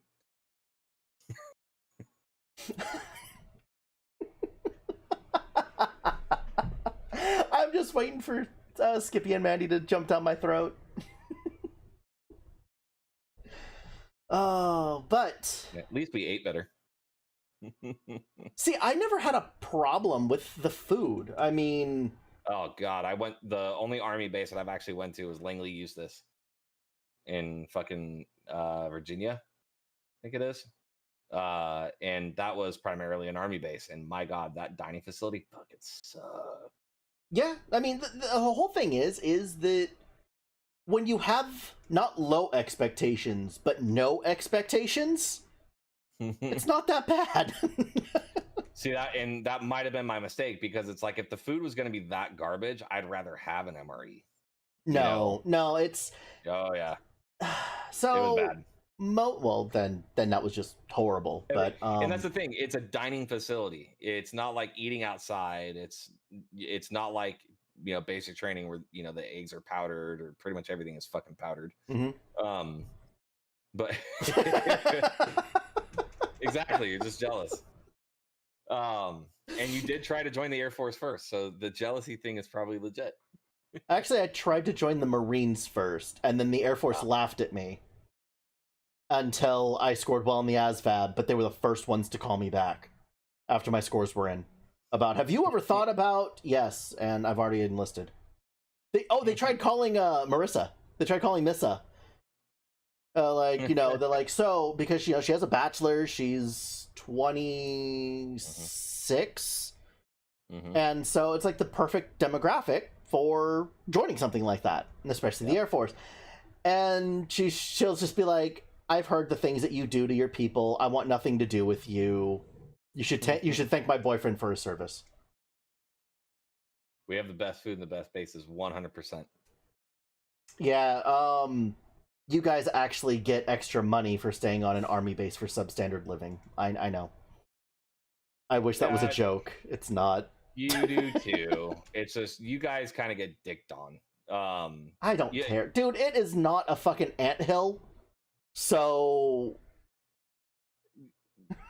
I've heard different stories between the different branches, and coming from a finance guy, it's called DOD, Financial Management Regulation, not the Marine Corps Financial Management Regulation, not the Army Financial Management Regulation. No, the DOD, as in all branches adhere to this shit. It's also called the Joint Travel Regulation. JTR, which does not say Army travel regulation or Air Force travel regulation. It is the joint travel regulation. And hey, thanks, Gunner. Oh, thank you. And so when I hear stories of like whatever, you like people getting paid both BAH and fucking per diem to go to an Army base, you technically would be authorized that too. I mean, for active duty, not so much BAS, but you would still be entitled to per diem because the object of travel is to position a military member somewhere else at no cost to them. Whether or not they're able to profit on it is a different fucking story, but at no cost to them. So it's like a USB stick, unplug it here, plug it in over here temporarily. I don't know, that normally has costs that are related to unplugging and plugging in USBs. There absolutely is cost to it, but again, it should be at no cost to the member. Okay. So in that regard, if you have a home to pay for, absolutely you should still be getting BAH. Why? Because that obligation will be there when you come back. So it is if we are being in the Army, put up on an Army base or an Air Force base, because I've been put up on both, you get housing, that's the end of it. All right? Okay. It does not matter whether it was active duty, if it was a weekend, whatever it happens to be. Are you talking about like a permanent station? No. Or a TDY? TDY. Okay. Well, also, as far as the reserves go, even if it's just, like I said, if it's AT, the annual training. Okay. Okay, because we have had annual training on Air Force bases where we've talked to people in the Air Force, and they're like, when it's here, we don't get that extra thing. We like it when it's on the Army base because we get paid extra. Whatever. So I can tell you what qualifies that argument. Go for it. So if I'll use Channel Islands as an example, my old base. Mandy, I love you and thank you for coming around. Thanks, Mandy. If you are assigned to Channel Islands as a drill status, okay, right? So that's where you would traditionally perform your AT, annual training. All right. If you live, no, yes, no. Here's the thing: our AT was never at our drill site. That even doesn't matter. So I'm just going to use Channel Islands as an example. Okay. If you traditionally perform your AT at Channel Islands, where you are based at, then if you are less than 50 miles away from the base in a normal commute, you do not get per diem. Correct. You get a subsidized version of the BAH because of the order. You get a subsidized version, or a prorated version, I should say, not subsidized. You get a prorated version of the BAH. I think it's BH type 2. Then you get a prorated version of the BAS because I believe that's an entitlement in that situation. You're on an active order, all right? And the DFAC may not be available to you, so you get the BAS. That's why.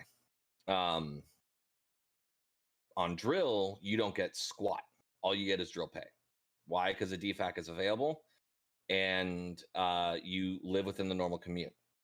Even beyond the normal commute on drill, you still don't get BAH, but you can be entitled to the mileage.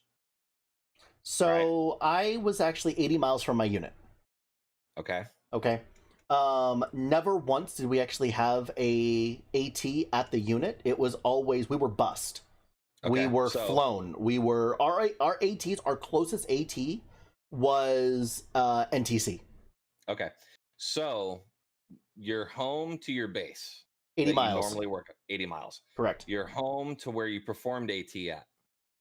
The closest one was NTC. And how many miles is that? That's Fort Irwin. That's Mojave Desert. That's other side of Bakersfield. Mileage. I don't know. Halfway to Vegas.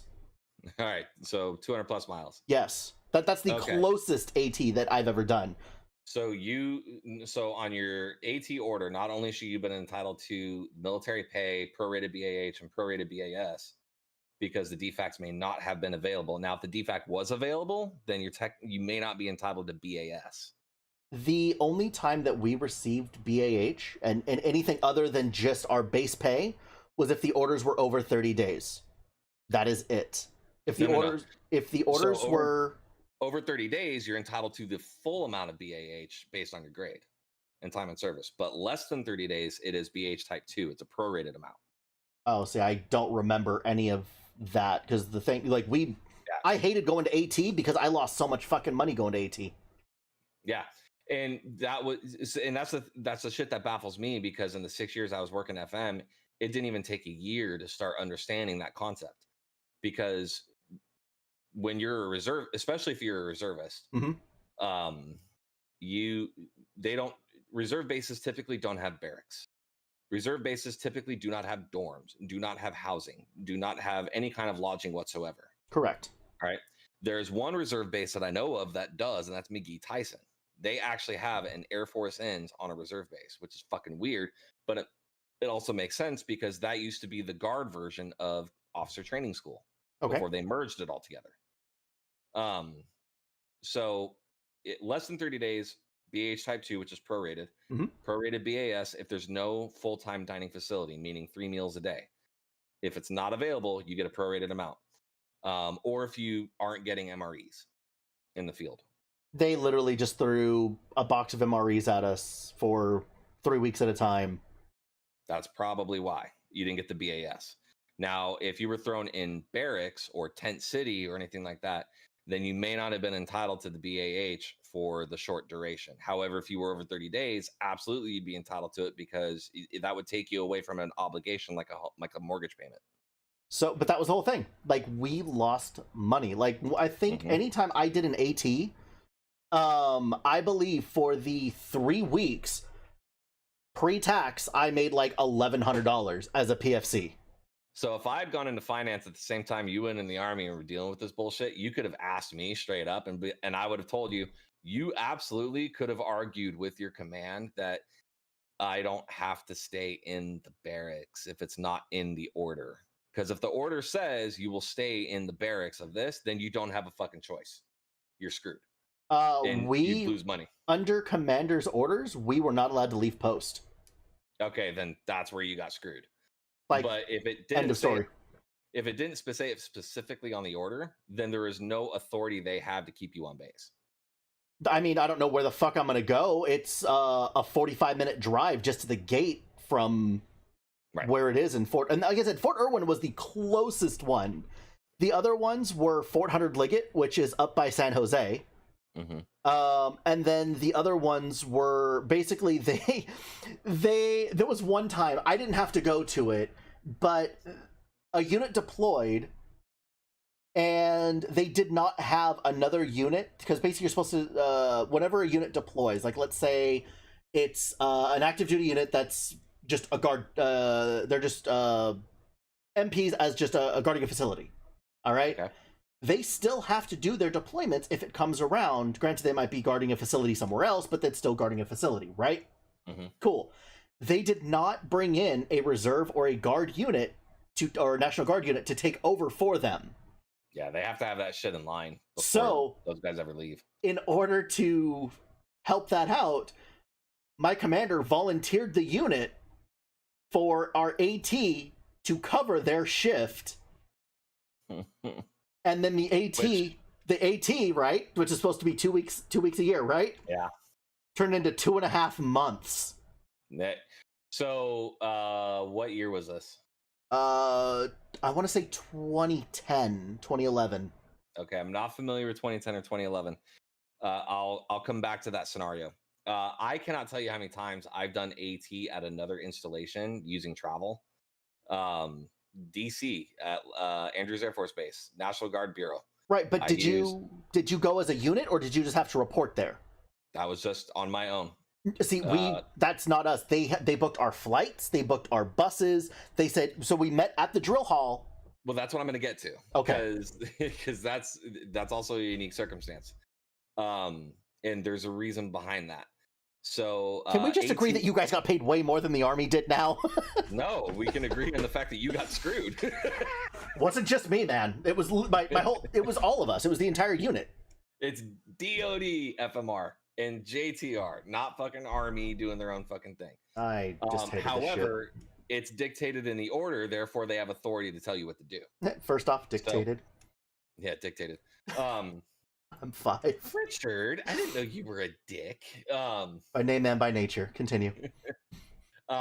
So in your situation, the 2 weeks turning into 30 days, Mhm. the way this can happen is usually it happens in the event of what's called a CRA. Okay. So for those watching, Congress, Senate, and President, when they come up with a budget, it's also known as a bill. All right. These bills can last X amount of years. All right. They have to agree on one before the current one expires. All right. If they can agree on one, then it becomes law and it becomes the president's budget. All right. And the money gets then funded down and executed. Okay. If they can't agree on one, then they either end up in what's called a government shutdown or a continuing resolution authority, which is a CRA just means bare minimum money for bare minimum operations. Usually in the event of a CRA, the National Guard Bureau specifically, but I believe the reserve components as well, will draw exception letters so that way they can have as much AT as they need or as much special training orders as they need. And there's also what's called unfunded requests where they can make those financial requests provided they can back it up with documentation, and those can sometimes get funded and approved ahead of time. All right.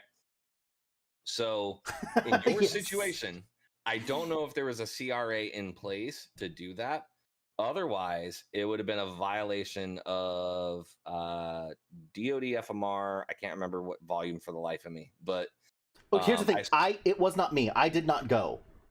Well, that notwithstanding, the fact that he extended it from 2 weeks to 30 days or 2 months or what it is, 2.5 months. They basically so they had their AT, right? Mm-hmm. Which I don't even they only gave notes or showed orders if you actually needed them, and they were requested by employers to get you out of it. Other than that, it was, hey, this is your obligation, show up. And you were just supposed to show up. Always request a copy of the order. And I did, and that's fine. But apparently the commander kind of already knew that something was going to be going down. And then while we were there, because being an MP unit, and especially our unit, we are within the obligation that we are wheels up in 36 hours. Right. Okay. So he enacted that whole thing. And our, like I said, not our, but the 2 weeks, he basically, we got orders issued at, like, I got a copy of the orders also and said, well, I'm not there. I can show up if you want, but I'm a broke dick, so I didn't have to go. But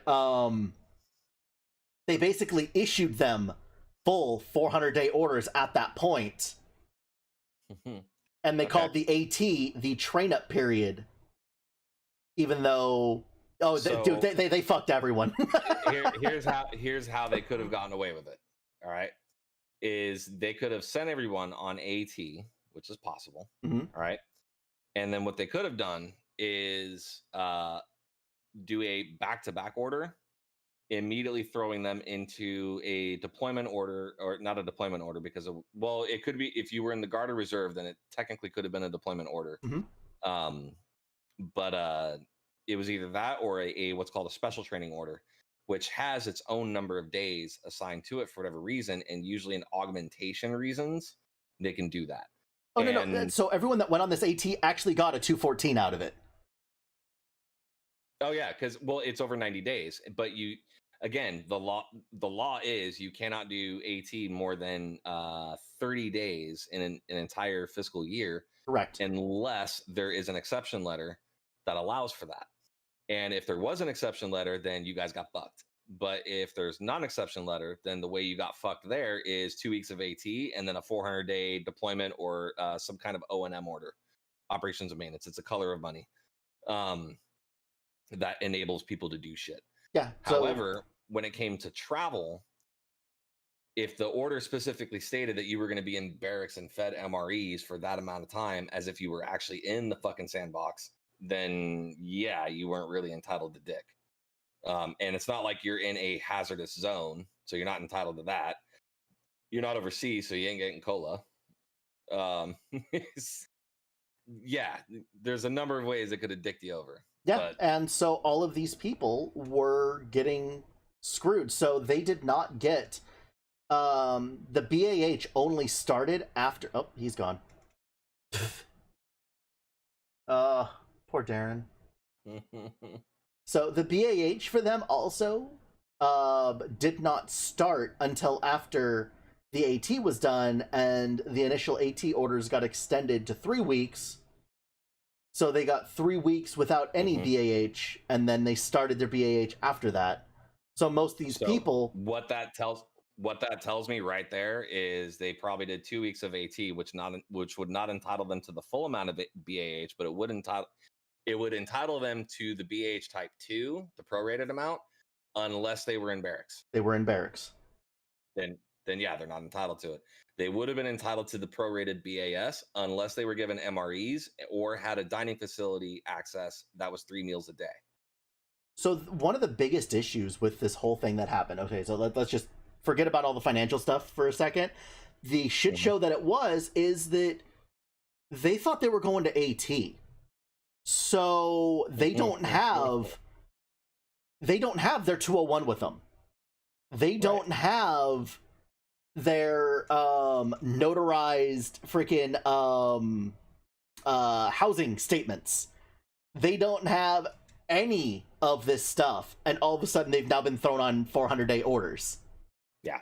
So yeah, when they get on the 400-day order, they're entitled to all of it except the BAS.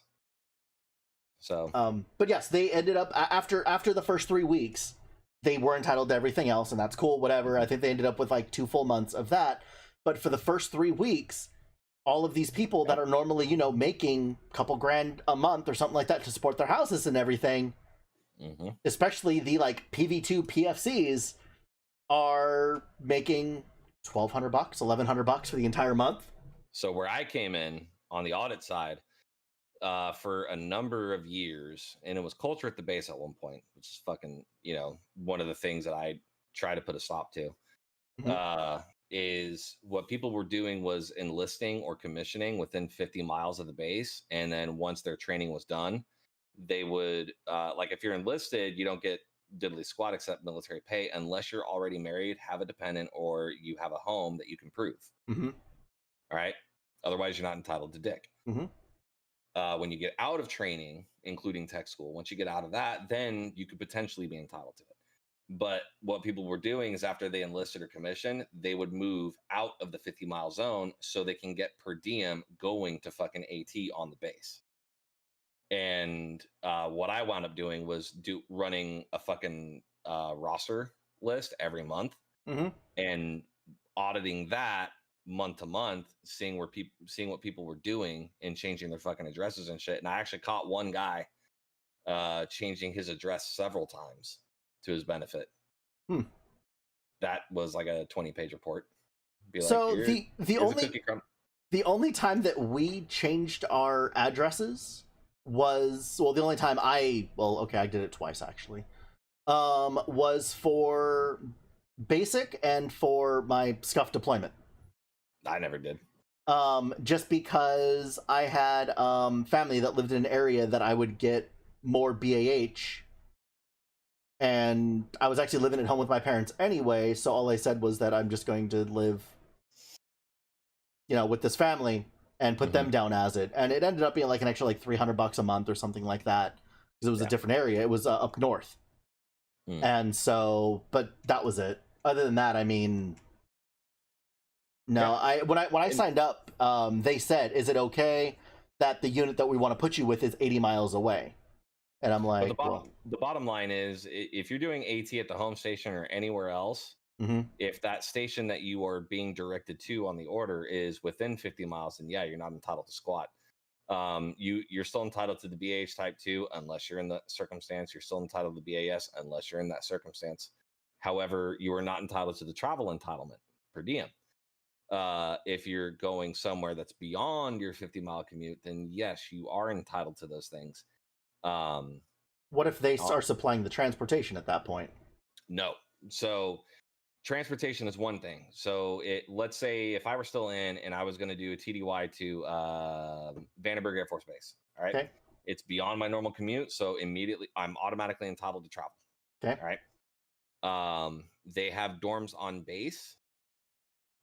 So I'm only entitled to the government rate lodging. They have a 3 meal a day DFAC, so I'm only entitled to the government rate, the government meal rate. They are not providing the transportation, so I am entitled to mileage one way there, one way back for the duration of the order. So if I'm on 2 different sets of orders, if there is a 1-day break between them, then I am entitled to 2 sets of mileage. But if there is no break between them, a remain in place and stay in place, or a remain in place and pick up in place, then I'm only entitled to 1 round trip for both orders. Okay. Now, if they're coming to pick me up and drop me back off, then I get no mileage. Yeah. So the only thing that we got, like, it wasn't even mileage, because it was basically when we signed up, it was, this is what you're doing, this is when your report date is, you know. I mean, I probably could have fought for mileage, but fuck it, whatever. Fuck, I would have. It was, so I wasn't even being paid anyway, because I was making more off of the VA and the disability check every month as is. So I was already drilling for free. Yeah. Like, it didn't fucking matter. But well, the VA is not going to cover you on the travel side, so you still would have been entitled to that, depending on where it is you drove to physically. So from Simi to Tustin. So if you had to drive from Simi to Tustin and then you got picked up from there, then you would be entitled to the mileage for Simi to Tustin and then Tustin to Simi. Okay. Yeah. I hate the military. I'm so glad I'm out. The financial portion of it makes sense when you actually dive into it. Like I said, man, I'm just glad I'm out. Sense shit. Yeah, it's really common sense shit, and there's, in some ways, there is no difference in government, I guess, government operations of doing business than there is in the private sector. There's virtually no difference, because a company like Amgen can't send you to fucking Amgen in Germany on your fucking dime. They have to cover the travel costs for that, and they're still paying you because for whatever you're doing, they're sending you to do business for them. You're not going there on your own leisure. Right, but it would, I mean, I guess going off of that, it would be... But Verizon did that. Well, it would be like them sending you to Germany to do entry level and only paying you entry level at that point. That would, and again, that's where I think you guys probably definitely got dicked, but you got dicked under the regulation. Because that's what the regulation specifies. And your order dictated that you'd be in barracks, so you're not entitled to fucking lodging. Dude, it was... like, people literally, like, they had to call their banks and everything, like, I can't make my rent. Like, when you go from, you know, making... I mean, I think one of the guys was making, like, $8 or $9 grand a month. Mm-hmm. You know, I think he owns, like, a cigar shop or something like that. Like, doing really well. But $1,500 for the month. And that was it. There was people that I knew that were making, you know, easily $500 to $1,000 a day on just AT. $1,000 a day? Yeah. But between all the fucking travel they can pocket, they just got smart. So actually, when I went to NCO school, Airman Leadership School, at Vandenberg Air Force Base, what they do is when you're booking travel, they take the roster of those that are slated to attend, or the spots they have available for the NCO school. They pass that off to the lodging office and they pre-book all those fucking rooms. Okay. All right. So when you go onto DTS and you try and book it, it's going to say lodging not available, and that will automatically entitle you to the full amount. All right. And the full rate over there, I think, was like $300 a day in lodging, and the meal rate was like $75 a day. Well, what you had to do as a true blue airman was call that office and say, I am part of the NCO school and I need lodging at the government rate. I would be approved on DTS on the authorization for the locality rate, the higher rate. but I had to claim the government rate because that's what I was actually incurring. So, and for that reason, I was losing out on the meal rate mostly. But uh even my superintendent at the time was like, dude, just fucking stay off base. And I'm like, that's wrong, that's illegal, that's fraud. Thanks, Gunner. Gunner, have yourself a good You night. too, man.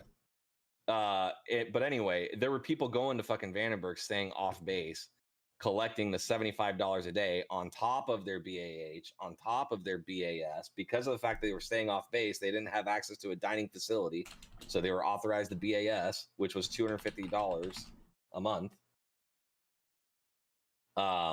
They were entitled to the BAH, which was whatever their rank was divided by 30, plus their fucking grade pay. And they were still getting covered in lodging. So they weren't incurring anything. And that's just Vandenberg. That's not Hawaii. So what I was doing when I went to Airman Leadership School is fucking Domino's had their $5.99 deal. Mm-hmm. Done. Lived off of $5 a day. Oh, that's what you do. And you pocket the difference. And you're saying that the Army DFAC food is worse than a $5 Domino's pizza every day for an AT? Yes. Wow. You really got fucked there. All right. I think that's a good spot for us. Yeah. We've probably bored the ever-living shit out of the people that are in here talking military finances. Yeah, but I think people could also probably appreciate, hey, this is how DoD operations work.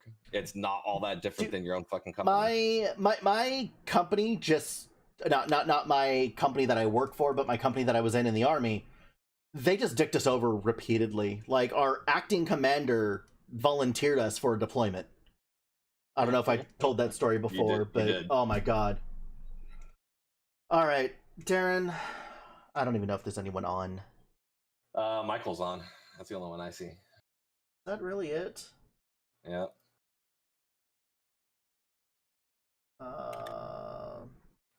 Your buddy CF19 Buzzkill is on. Who? That's one of your people. Playing Escape from Tar. I don't know who the dude is. I met him through you.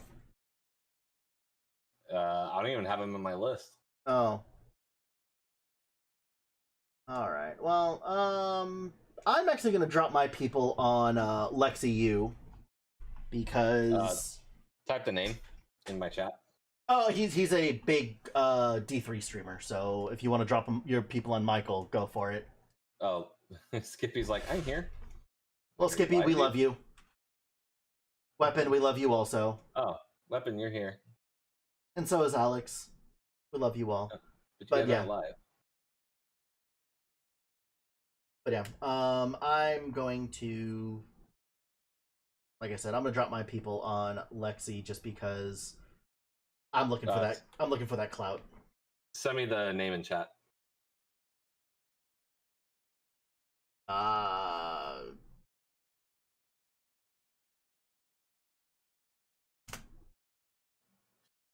Okay. So, like I said, they're a bigger D3 streamer, so I don't even know if your people would want to do that. I would say drop your people on Michael, because at least they might enjoy that one. Dude, I only have 2 viewers, so, and I think that's my desktop and my phone. I'm in there.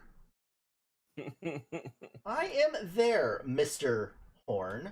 I only see 2. It says 2 viewers. I see you as a broadcaster, me as a mod. That's it. It's me and you. All right. But yeah, that's where I'm going to drop my people on today. All right, starting the raid. So, gotta steal my thunder. I see how it is. Guys, thank you so much for coming in, hanging out with us. We tried the new day of the week. I think it worked out well. We might try to... You want to try this again next week, same time? Or did you want to try something another day of the week? Let's look at the analytics and then go from there. All right. Well, guys. Thanks, everyone. Later.